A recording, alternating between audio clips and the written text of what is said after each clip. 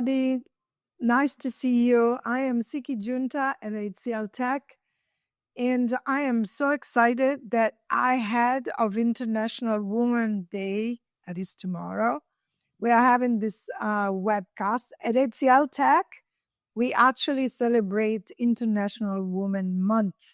So this will, kick off a lot of activities and a lot of getting together, sharing, mentoring group are having their own little meetings and everything. So I'm very excited that we are able to record. I have a great panel today. And instead of me talking about, let our panelists to start. So we'll start with you, Nicole. Please tell us a little bit about you, what you do, a little bit about personal, if you want to share.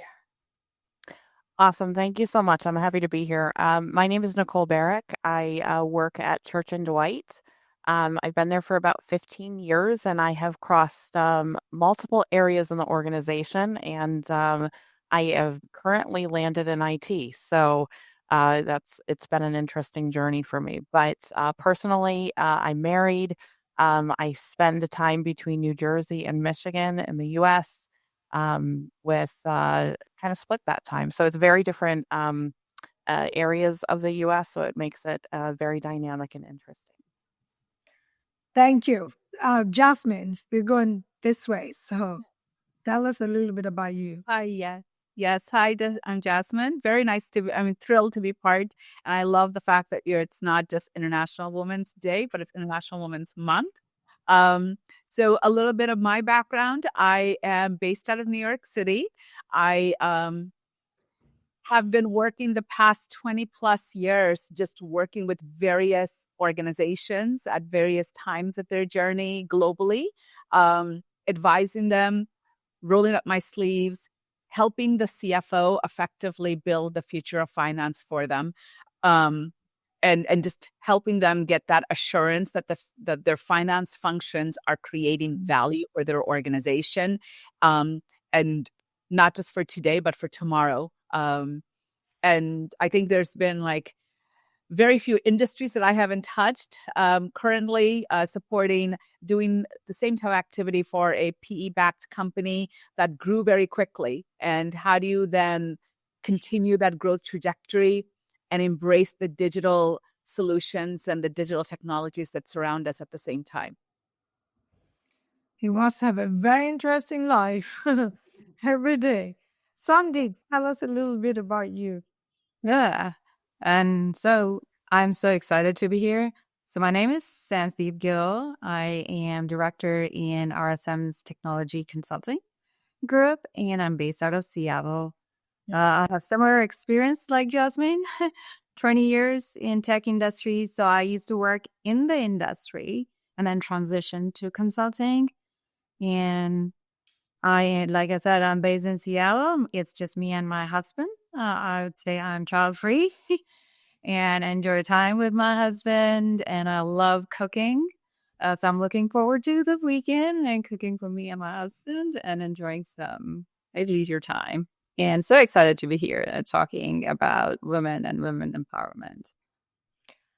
Awesome. So I was born Italian, but I am an oxymoron, an Italian that cannot cook and they cannot drive. So that's a little bit about me. And at HCLTech, I look after cloud strategy, cloud technology, and I run the cloud native COE big transformation happening right now on Gen AI. And as well, I don't have children. I have a lot of acquired children. So it feels like my house is always people staying and going, but that's borrowing. And then they pack and go, and somebody else looks after them. But it's very exciting. So let's start our conversations with the subject of women leadership, because that's what everybody does aspire. So a little bit about your journey, what you could advise, because and by the way, not everybody has to be a CEO or a president, but everybody has has to have their own style of leadership in their work environment. So, Nicole, do you want to start again? Sure.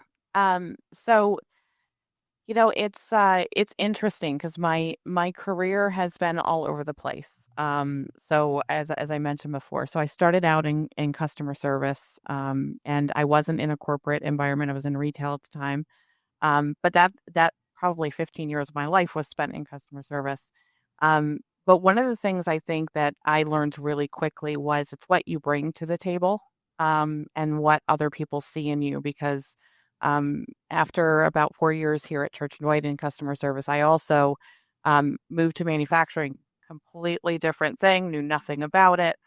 But the person who tapped me on the shoulder to do it was really all about um, what they saw in me and my potential. And so that would be my advice is give everything you've got and take every opportunity you have, right? Even if it's scary and it's things that you're like, I don't know anything about this.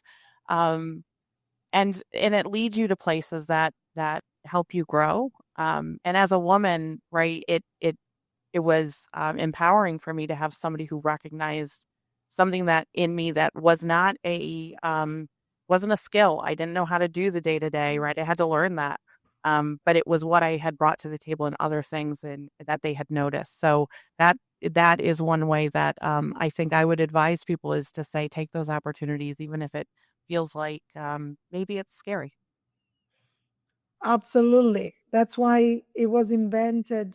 Fake it till you make it. Yeah, true. Somebody very clever came up, and I'm going, yes, all of us, we gone to the bathroom and cried our ass out and going, what's next? And go forward. So, Jasmine, give us your experience. So my little story is one, traditionally I started off in management consulting with the Big Four.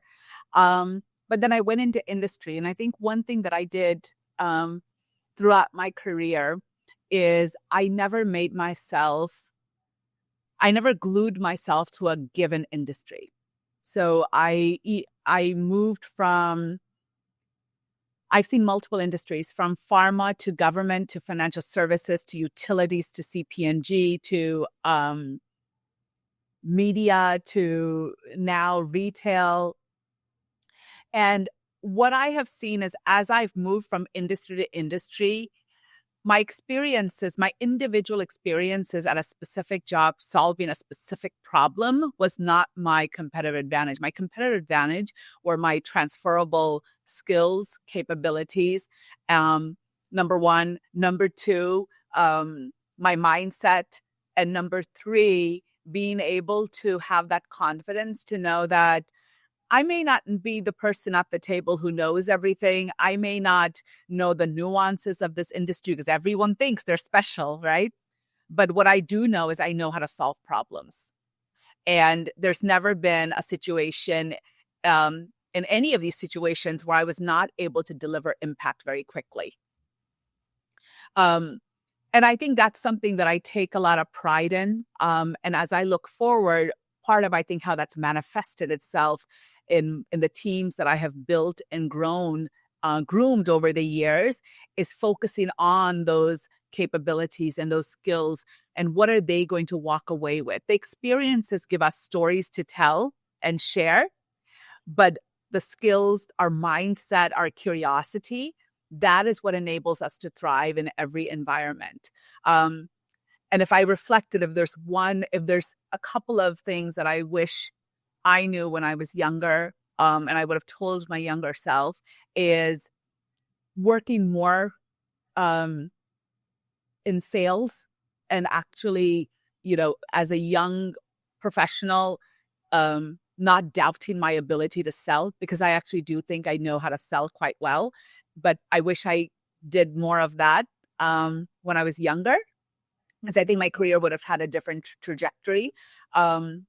So that's one. And two, the art of building a strong network and relationships. I think that is something. Have I gotten better at it? Yes. But do I wish my younger self understood that craft better? yes, I wish. So if those two things, if I could have changed, I would have. Awesome. Sansdeep, tell us your experience on leadership.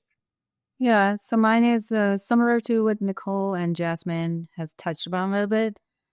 So I grew up and studied in India.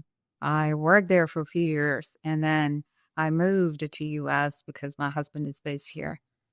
And to me, it was like just picking up and adapting.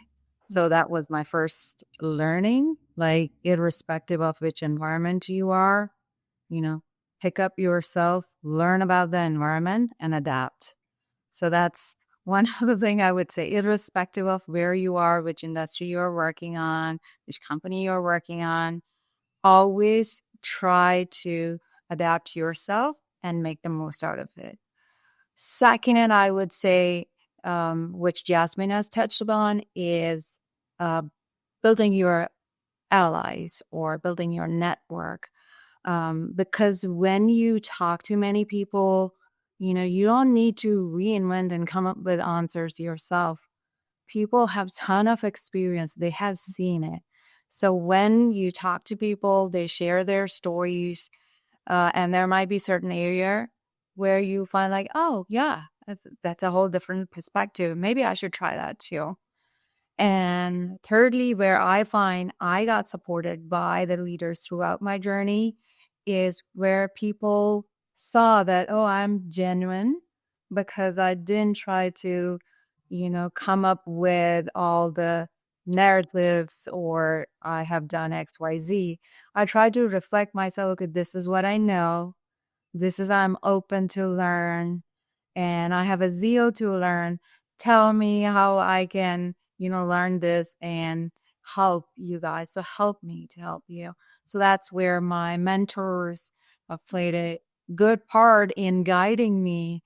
And one of the advice I got from my mentors, I think almost it's been 15 years, like be known for something, whatever that is, whatever resonate with you, be known for something.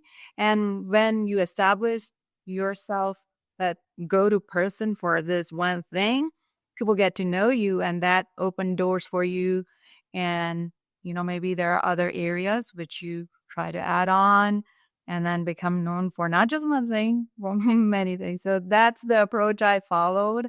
And it my openness, I would say, to learn, because when we stop learning, it stops our growth. Second, the other people whom I connected with, who guided me, opened doors for me, and that has helped me, and I try to pass it on to others. So yeah, that's a little bit about myself, what has helped me. Such a great suggestion. So have the courage to do. Don't pigeonhole yourself, but try to learn every day and analyze, go back. I wish I'd done that and done the other. And, master your skills. These people says, we have skills and then we have capability and then we have practice. And one of the other is the more skills, you're more capable, and the more you do it more and more, you become proficient and at it. And my personal advice is, again, don't just be good at one task. That's one skill. To be proficient in some industry, it's important. If you're good developers, you're good developers. But if you're only just being good at writing one type of code, I don't think you're going to be that great. You have to have a more broader skills, and you cannot be perfect at everything. I love the fact that you have to be authentic. I just have this concept of intellectual honesty, and when when you know little, but you can stretch it. But saying that and then be exposed to the fact that you actually don't, it's a risk that you don't want. And if you compromise your intellectual honesty, it'll catch up with you sooner. And you just say, yes, I know I am not an expert on that, but I think I can, walk my way around the kitchen and think like that. But just be honest. My personal opinion as well is and advice, know your client and your customer. If you know who you wake up every day and change their life or make their life better, and the client doesn't have to be always external. 90% of the time could be internal. But if you know who's gonna again tell you you're known for something, you got to know who you want to be known for something. And it changes every time. It could be internal, it could be external. But if you have your, who am I going to change my life North Star every day as well, it'll drive you to that. Or, I wish I would have the ability to have interactions or impact on that. That's another one. A lot of time we don't. And if we don't, we get better and we get a little bit boxed. Now let's talk about us as women and the enterprises that we work with, and a little bit what they do well, what they don't do well, what I wish they would do. And it doesn't have to be the current company, or it's your experience again, not just where you are today, and maybe where you want to be. Let's start with Sandeep. So we got these other.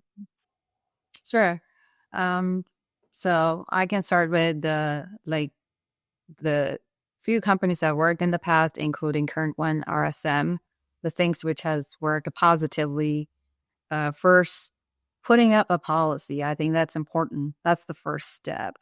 There is equity, whether in terms of your hiring or promoting and giving people chance to grow. That's the first step. Second is the people, until they get into practice, the policy is of no use, right? So we as women, or including men, like I said earlier, we need allies who can promote and encourage so that people feel free, they have a safe space to speak, things which are working well, things which are not working well, and take that feedback and put the updates, or I would say the interaction, etc., so that people are growing. Because majority of the time we see there's a huge policy put in place, equal equity, but it's primarily at the start level, like analyst. I'm in consulting, so analyst, consultant, you find ton of women being hired, but then there is a turnaround, like at the middle management, it's like a pyramid structure. It's skewed because they don't get the support. People have families, they need to take care of kids, that support doesn't come. So that's where I find the enterprises or companies or organization need to evaluate and think through, provide that safe space, so that even though there might be certain areas where there's a shift, right? If I am not married, I'm single, I might invest 12 hours, 15 hours because I find that I can give that time. However, when I have kids, then I need some other priorities to pay attention or invest my time in. I may not be able to travel, right? If something is happening on Friday, I have my kids' game on and I can't. So providing that space, as well as, helping them in working within the constraint as they're going through the transition in their life, that is important. And lastly, I would say keep your leaders in check as well. Because our traditional approach has been, okay, people at the top evaluate the people below them, and, they promote certain one, and there's a whole set of criteria put in every organization. But if you don't see the women progressing, then you need to check with your leaders, like, why we don't see much of the women progressing. Are you hiring people? Are you giving them ability so they grow? So there is a bit of skin in the game from the leadership standpoint too. It's not just you are just evaluating whether someone has skills, whether someone is performing. You are also checking with your leaders. Well, what did you do to promote the women so that they can grow and flourish in the environment? So yeah, so those are the few takes. Nicole, what do you think? Yeah, I'm going to feed off of what Sandeep said around the leader side. What I found is that oftentimes, and again, I'm the least tech person on this call, but what I found is that it it sometimes takes a push to the leaders to say you've got to make that leap, right? The resume might not be perfect, but again, it's about what their potential is, and sometimes you have to take that leap and allow that to happen, right? So I do think that men don't have the same pressures as women. We have a lot more on our plates, even without kids. So we still have all the things at home to do, right? Even without kids. And so, it does put you at a disadvantage. So you need leaders to recognize that and then promote from that with the potential that you will grow into that. I think as a woman leader, somebody who can help bring folks along behind you, it's about making sure that they have those opportunities to be seen. Take that, if you've made it to a certain level, take that back seat and let the person behind you be the presenter, push them forward, help them stretch that out of their comfort zone or into something uncomfortable in a safe space to do that, where you're there to help protect them and guide them as well. So, all of those things have been true for me. And I try to pay that forward to the women behind me. But I like everyone. I still see the top of the house. Sometimes is hard to break. Yeah, we can't break this 5% of CEO females in enterprises. I mean, it's been there, so I just don't understand it. But then numbers speaks, and that's the numbers. So something has got to change. But Jasmine, what do you think? Yeah. And just building off of the entire conversation, when we talk about top of the pyramid not having enough representation, unfortunately, the data also tells us that that from the top schools, women are outpacing men. So something is definitely wrong. Like, if women did not have the ambition to go to the top, then why are they working their tails off to attend the top universities and outpace men? But I'm going to actually, I have a slightly different, building off of it, but a slightly different perspective from this conversation. Is one, promotion and moving up top is not about how many hours we work. It's about the impact that we deliver. Right? And I think that is something we ourselves need to embrace, because we should not shy away from, okay, well, because I have to go and take care of my family, I am delivering less impact because I'm not working as many hours. I think we need to dissect the two and divorce it, right? Number of hours does not equate to impact. That's first. Second, I think from a cultural standpoint, where I have seen, when I say I have been across the board, I have been across the board. Like, I have seen so much. Time and time again, the common thread that I see is, when it comes to talent development, we tend to delegate that to HR. Right? But talent development is actually the obligation, the fiduciary responsibility of any person that has direct reports reporting into them. And we need to hold them accountable to it.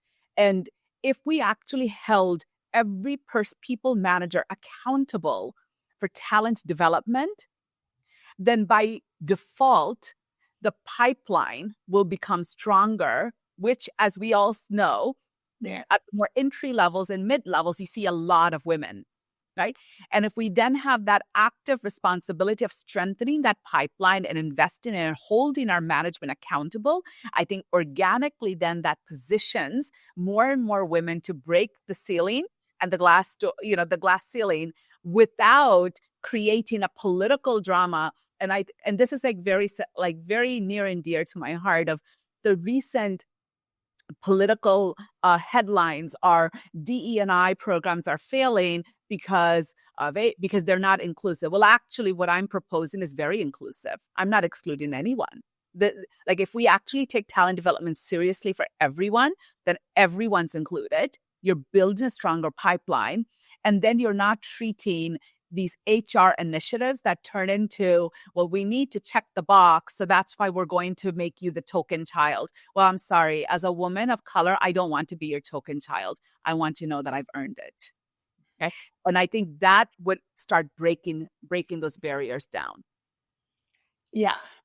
It is extremely difficult as well when diversity is only assigned to certain elements. We are all diverse. I mean, if diversity is every colors, every elements of gender, but the word that people get stuck on is diversity. I think the word that is important is inclusion. And that's the one that, like Sandeep said, it's the one that is important. And we're assuming that we're all diverse, because we are. You go to a school today in any place in the United States or the world, it's diverse. Then the word that we have to work is inclusion. Now, I am not fond of, quotas and everything. And I actually am a little bit stricter than everybody else. You get the job for merit. Absolutely. And for having a great balance of hard skill and soft skills. And again, going to Nicole, we all hire against hard skills, but the one that makes leaders is soft skills 90% of the time. And the hard and soft is actually a new concept, if you think about it, in technology in any way. So that's what it is given the opportunity to everybody. And the thing that I normally say to every corporations, diversity doesn't have to be a mandate. You could decide not to have a diverse company. You would probably make billions of dollars. Pick your one not diversity and you want to work and just stay, and then make the best product. Everybody has a product service and just make millions. That's not a mandate. But remember, if you decide to exclude something, then you better do it well, because to be successful, you need perceptions across the board. And that's what I think diversity and inclusions and opportunity brings to any corporations. There are certain things that work very well and certain things that don't work very well. So let's start with Jasmine, and we go this other way. And what's your experience? My experience of what we could be doing to shift, I think I'm going to go back to making talent development a priority and a responsibility, right? So I think one of the things that, and like I said, I've seen this as a common thread in every organization. We have a culture of, we promote people based on what they deliver, not how they deliver. And what that then entails, I think the off balance that you talked about, the soft skills versus the hard skills. And when we promote them, we don't really upskill them and tool them and coach them on the how. And the how, managing talent development is largely on the how. And that continues to, the gap continues to grow over the years, number one. Number two, we have a culture within many organizations where when we're doing performance reviews, when we're giving bonuses out to management, we're actually rewarding them and incentivizing them on what? How often do we see companies truly saying, actually, you know what, I'm going to incentivize you based on how you have progressed and moved the needle on talent development, right? And making that a core element of the compensation model, because people will do what they've been incentivized to do. Right? Like, it's like follow the money. At the end of the day. Yeah. And that I think that simple shift in the culture and that simple change will instrumentally start moving the dial everywhere. And organically, I think the gender gap that we have, that where the last article I was reading in the World Economic Forum, they said what the gap to close it out based on the current ways of working is over another century, more than a century, which means our grandchildren won't even like, which is horrible when I think about that, when I think about my daughter and potentially one day her having a future as well. It's like, this is absurd. But I do really, I'm very passionate that cultural shift will organically start changing the dial at a faster pace. Awesome. Nicole, what do you think? And on tools, I want like to as well, personal tools that you use. I mean, we talk about networking, about mentoring and women groups or whatever things that, and by the way, anything you do does affect the enterprise as Jasmine was talking about. Yeah, I would say that there is individually, I think, our ability to be able to adapt. So we've kind of talked about this a little bit, but being able to adjust how you approach things. You know, I think of myself 20 years ago to today, and I was probably much harder. I felt like I needed to have a stronger voice because it was the only way to be heard. And that's not necessarily true, right? You don't have to come in with force.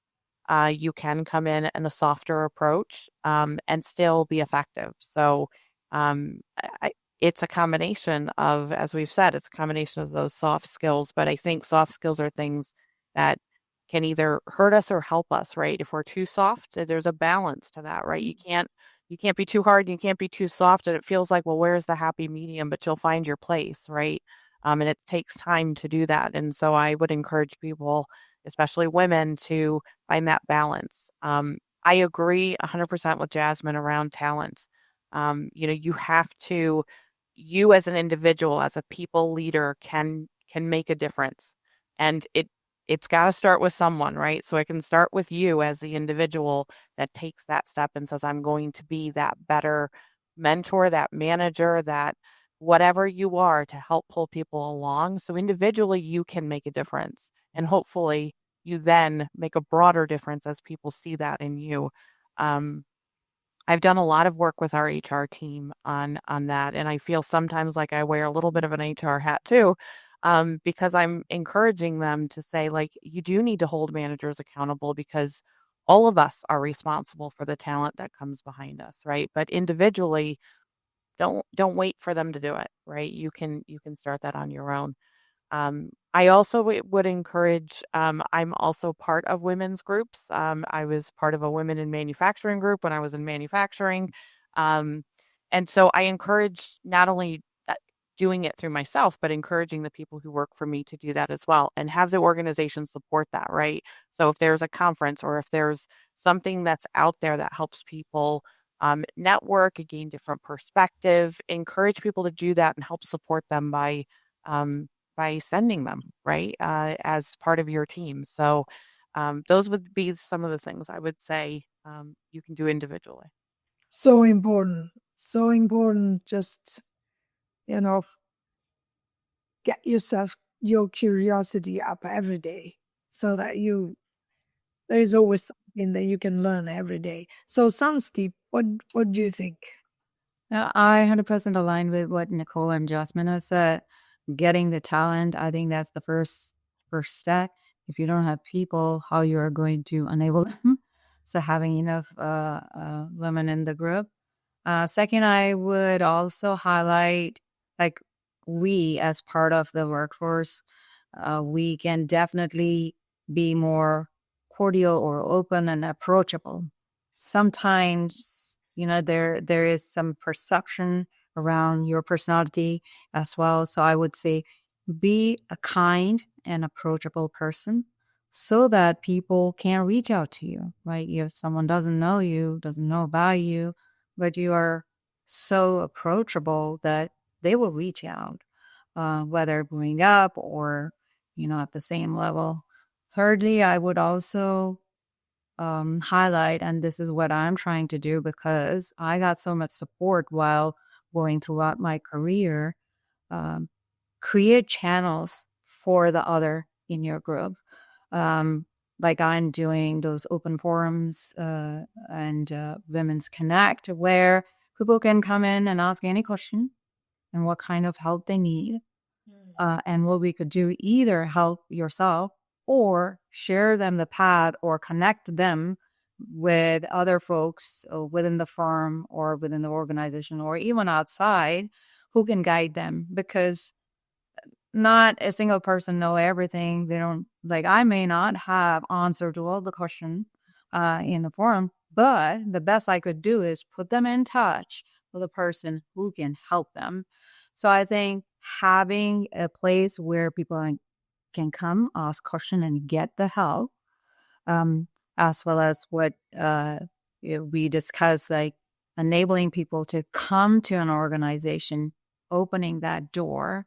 And lastly, I would also share, like when you're young, especially me, I can share, like, I didn't know what to do. I find like the 10 people I meet and say, I'm so confused that they're all amazing. Which path would be best for me? So I think just doing a little bit of a self-check where you are more authentic, which resonate more with you, because things which burden you less, even if you invest ton of time, even if it is challenging for you, because you are passionate about it, you will never find it as a burden. So find that area, because then you will be able to push yourself going beyond your comfort zone. So those are the 3 things I would recommend anyone who is struggling a bit or need a little guidance. And I am in agreement. In fact, 2 of my better tools that when I do mentoring is, first of all, you got to make a plan. Because, we use GPS to go to the pharmacy. You got to know what's, and, I really want to buy a great house. I want to do this. That, work plans has to be in parallel. So you got to make a plan.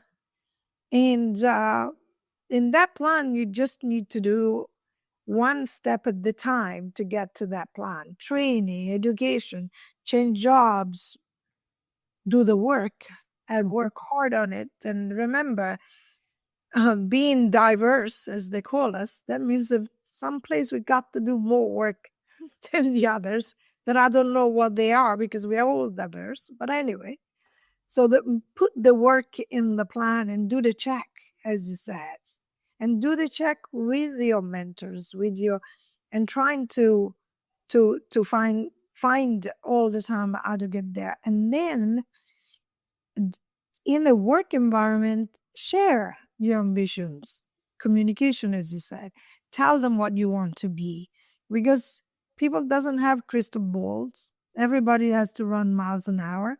And if you can't just say, hold on a second, I did X, Y, and Z, and what more do I need to do?